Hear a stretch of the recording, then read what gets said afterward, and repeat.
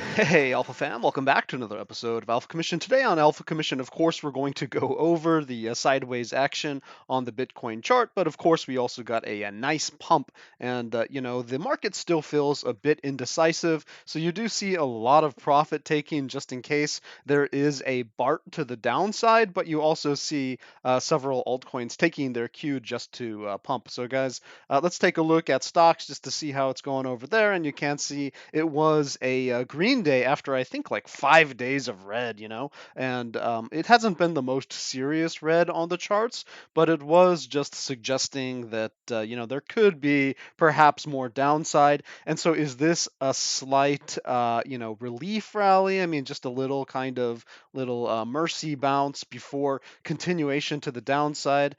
We can discuss that. Guys, if we do take a look at the Market Watch calendar, you can see that the trade deficit was slightly better than expected, a little bit higher than before, and usually this represents economic activity because, of course, we do tend to have deficits the more active the economy is, just the nature of the orientation of the U.S. Markets. But we do see productivity did increase. Unit labor cost did decrease significantly, and that does bode well for inflation. Consumer credit is increasing. That also bodes well for inflation because if people are putting more on their credit cards, then that means that, of course, they have less money to spend, which means that there will be, pressure on prices to come down because people can't afford more, right? So this is what Jerome Powell is trying to accomplish. He's trying to get labor costs down. He's trying to get consumer credit up. He's trying to squeeze the market without destroying productivity. And so it's a fine balance, but of course, the tipping point is probably next year in 2023 when something's going to break, we enter a recession, and then the data is just, it just takes too long to get to the Fed. And so, perhaps something just gets a little bit too broken. And then eventually the Fed pivots into lowering interest rates, eventually 2024, 2025, whenever it's going to be. Because something got broken. If nothing gets broken, and if productivity remains high, the economy is in pretty good shape, but jobs come down, wages come down, and just people can't afford all of the exuberant stuff that they were buying in the market, and the institutions and the corporations, they can't afford to just infinitely expand with free money, free loans, with 0% interest rates like they were insanely back during the Trump and Obama eras. Those things were just crazy for that stacked up inflation. And so, there is a fine balance. We're starting to get to that point where things can start to break. And so there is a lot of pressure on the Fed to slow down the rate of interest rate increases, which hopefully we do see in the next Fed decision. Of course, jobless claims, were basically on par. The Fed did want to see that to kick up. It did kick up. And so this is still on track technically. It's just a kind of a slow pace, but that's okay. People need time to transition into new opportunities. Continuing jobless claims has pumped up. That's also something that the Fed wants to see. They want to see that that wage pressure comes down. Unfortunately, that's going to hit some people pretty hard, right? But the alternative is that we have hyperinflation, and then that's also going to hit people hard. You can't have everything increasing 10% every month. You know what I mean? You got to get to a number that's closer to like 2%. Let's see. We also have the PPI coming in tomorrow, and some of this consumer sentiment, the University of Michigan 5-year inflation expectations. And so tomorrow should be an interesting day for stocks. They'll take a little bit of an inventory for the week, and then next week we can take a look at some more of that CPI data and Jerome Powell's conference. Guys, let's jump over to the charts, and just for a little bit of truth in advertising, let's see what I had to say in the previous episode. And we do have that waveform that does suggest our trajectory. And so, we really do need candles up here around 17,200, 17,300 for us to continue to go. But we did capture the momentum off of this momentum pool. And, there was no reason to really be bearish unless we broke back into the pool. Okay, guys, so that's basically just a summary, right? We had this little waveform going on in the charts.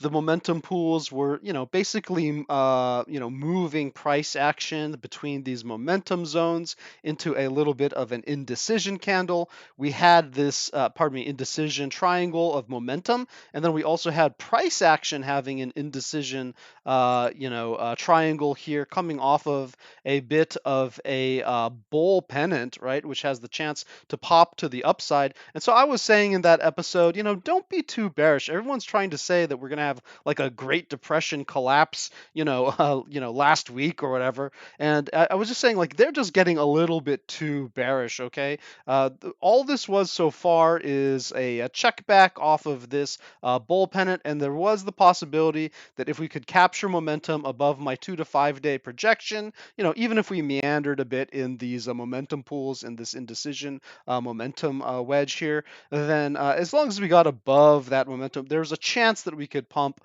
bullishly. So let's go ahead and see what happened on the charts. Oh, look at that. Boom, right? We just got ahead of that curve. Now, if we do get below this kind of hell line that I have, of course, that's a whole line, but I just call it a hell line because if we're underneath it, there's always a chance that we can drop to hell. But we did pump on top of it. Let's go ahead and just throw on some of these chart indicators there. Now, that may have been just a lot to throw at you all at once, but I do want to just keep this episode short and punchy. So let's start off one by one. You can see that we are putting in a parallel channel here, and this isn't a wedge, okay? This is actually a parallel channel. And so when you have a parallel channel, right, there is the chance that you can just, continue to ride it, right? And so this would suggest that there's a move all the way up here into this area of 18,000, 100, 18,200 that is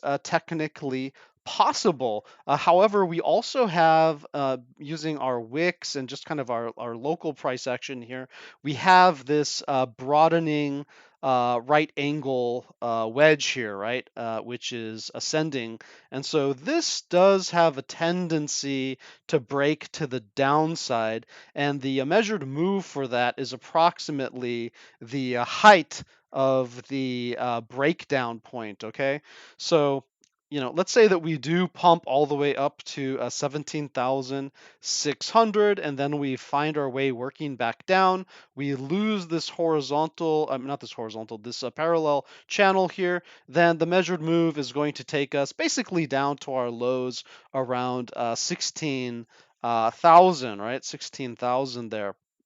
And you will note that I do have our momentum pools here that are going to give us some type of an indication of, where we're going to lose momentum. And it is interesting to see how the daily and the 2 to 5 day projection really do align with that parallel rising channel that we have. And of course, I make these things separately, but whenever I make these episodes, I do notice how they end up being very confluent. And so you can see that the 2 to 5 day projection is much more shallow than the daily projection, which would say that we're going to be losing our 4 hour neutrality right here, right at the intersection of that rising channel that we have going on at 16,840. But then the 12 hour is saying, okay, if you want to maintain this bullishness to the upside, we really do need to hold above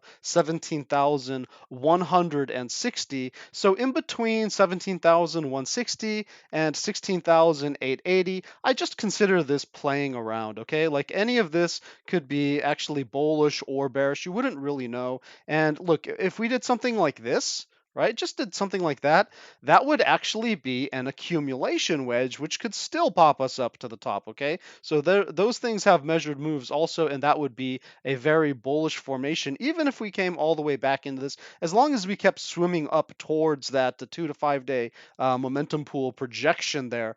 Now, if we do lose 16,780, you can see why I would have a bearish bias. Of course, this is calculated using momentum. I don't use price action for that. And so the confluence of it is extremely good.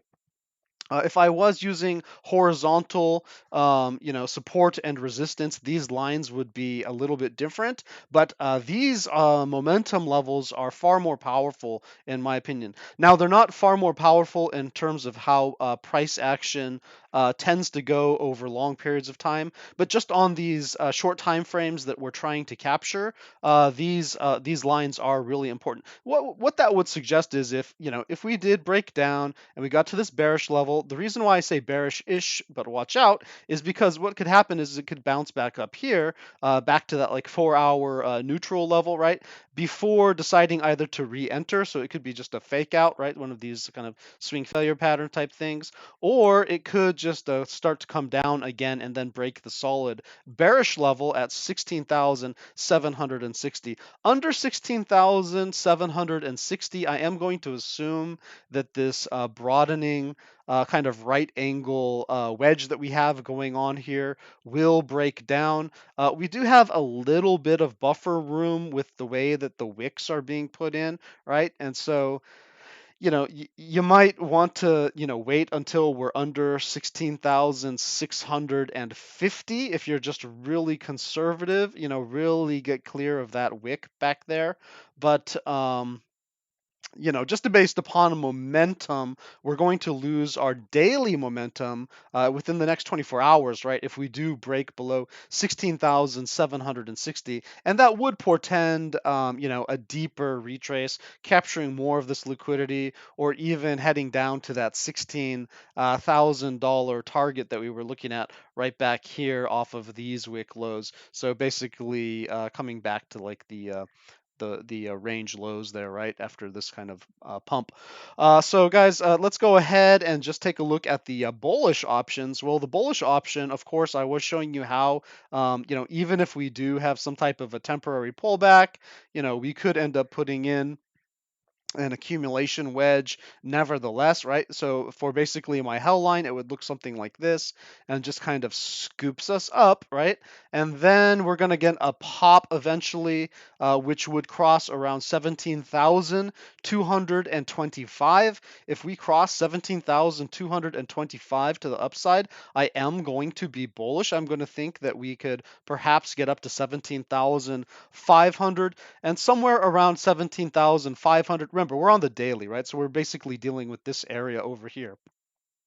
So around 17,000, 500-ish, I am going to be thinking that this will have maxed out in this area. There could be a little bit of a front run, and then it could end up working its way back, right? Because this is obviously, there's some type of thing going on here where we have this this parallel, right? We have these parallel channels going on here, but we also have this diagonal resistance here, and this could ultimately end up creating a rising wedge, which would be bearish. And so what this rising wedge would do if we end up getting trapped underneath 17,500 and we don't break clear of that, right?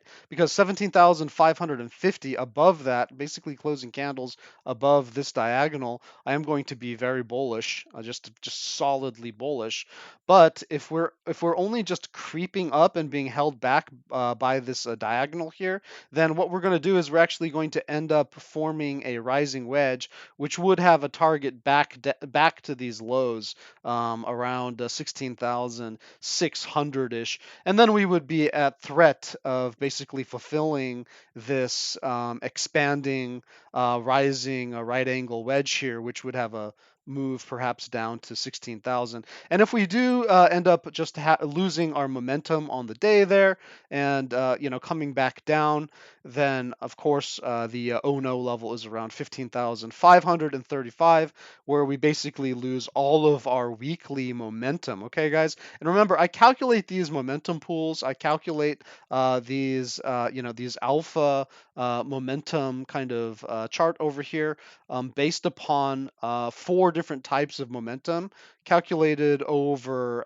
five different time frames. And so what we really do get a pretty accurate and precise measure of how things move. And you can see just how this past momentum pool, right, these alpha momentum pools that I create for you guys, you can see just how we skimmed right off the top of it, popped off the top of it. Look, we hit this kind of a line up here, we meandered in the 2 to 5 day projection, we skimmed the bottom of the 2 to 5 day projection, recapturing it, we popped above it, and then look, we're just hanging out at the next of the momentum pool. And all of these momentum pools are calculated independently from the price action. I don't look at the price action when I calculate it. I use solely a momentum-based figures. And so when I'm creating these momentum pools for you, and they do predict, well, they don't predict per se. These aren't calls.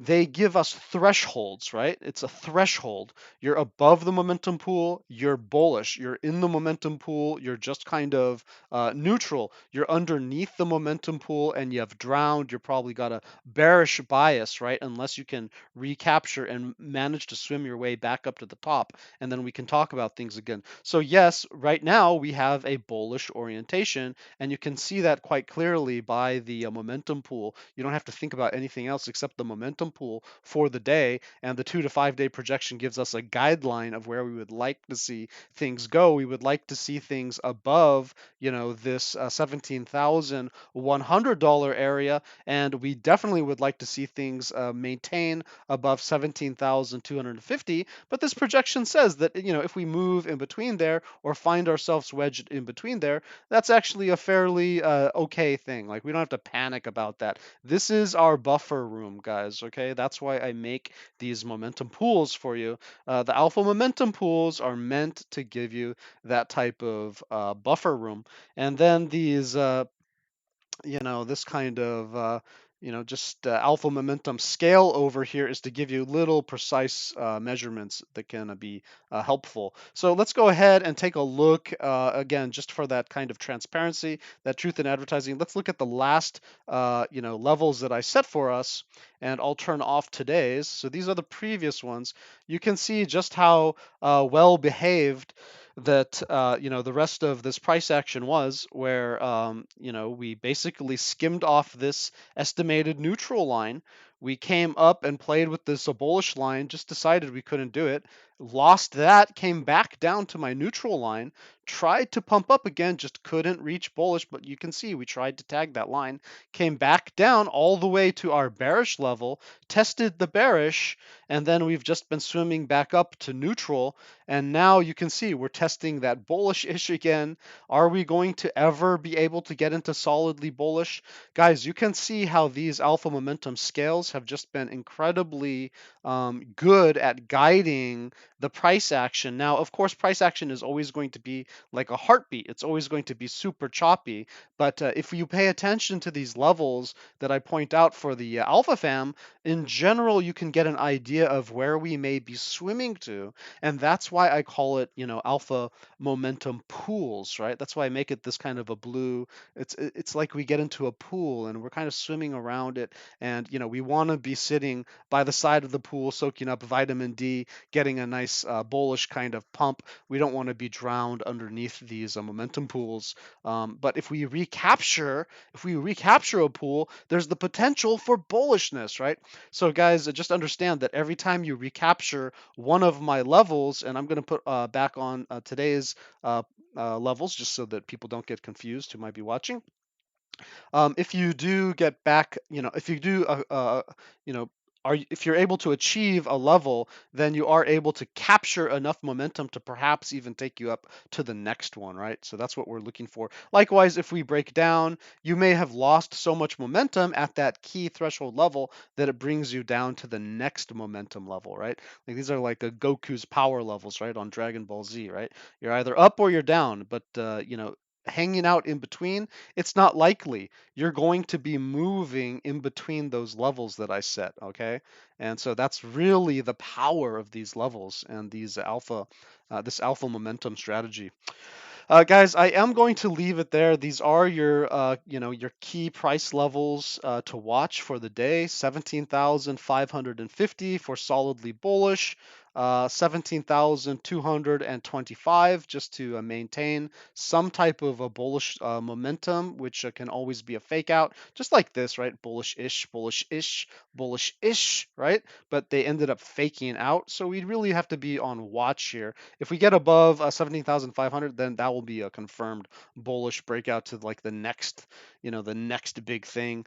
But until then, we're just really close to this kind of neutral zone here. And if we do lose the neutral zone underneath 17,160, we're probably going to the bottom of our parallel channel. Our parallel channel is going to be lost around 16,880 on a momentum basis. Definitely losing it around 17,780. And, I will say it's been lost under 16,760. And we can probably front run some moves to the downside. If not a wick to 16,660, then maybe actually just visiting 16,000-ish, okay? So guys, if we do want to have some type of hyper bullishness, then we do need to get above 19,640 for that kind of, I believe it's actually a monthly pivot now, so we can pay attention to that later. If we get there, we can pay attention to super low levels later if we end up breaking this bullish level. But until now, we are still just middling inside of this broadening wedge that's just kind of, making us kind of just hang out in this area.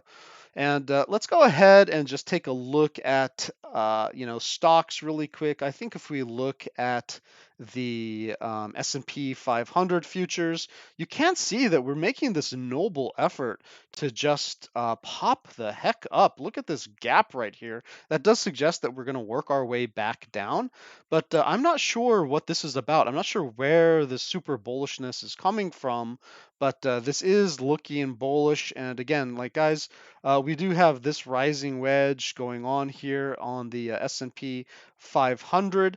If we do end up uh, breaking back above this zone and getting out here, this could have all been just a fake out, and we could be going on quite a run. But that's maybe not likely. I don't know. This looks like it's just going to be a back test, just a retest of this breakdown before heading lower. I would expect with a target somewhere around 37.20, or maybe 38.20 as kind of a first stop. We have some price action over here.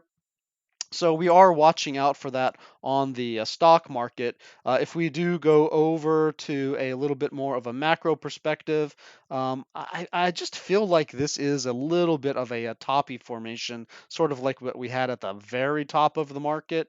And so, being in a rising wedge, which is a bearish pattern that tends to break down, uh, you know, having that kind of toppy structure, I just think that we're probably going to go lower, and maybe whatever is the next push that we get in the markets, that may be our last. But I am open-minded. If we do break above 4,100 on S&P futures here on the ES1 exclamation point, then we are probably going to have a bit more of a run, which you can see already happening with the Dow Jones. Now, the Dow Jones is the safe market, but you can see the Dow Jones is breaking down from a rising wedge as well.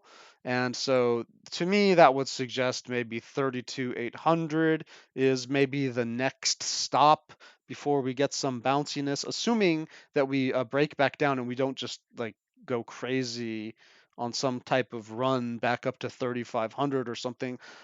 I mean, wilder things could happen with the CPI data, with Jerome Powell coming out to talk, with all of these decisions that need to be made by the Fed.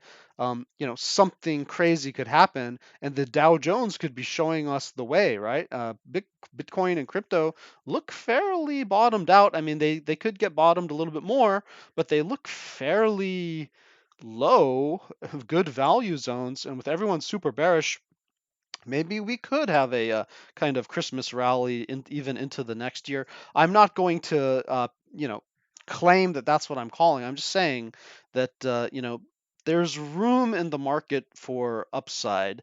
And we can see that also on the NASDAQ, which is just the slow poke out of all of these ones, where really we do have that toppy structure, and we also have a bit of a rising wedge here as well, but it's just much weaker than any of the other indices that we are looking at.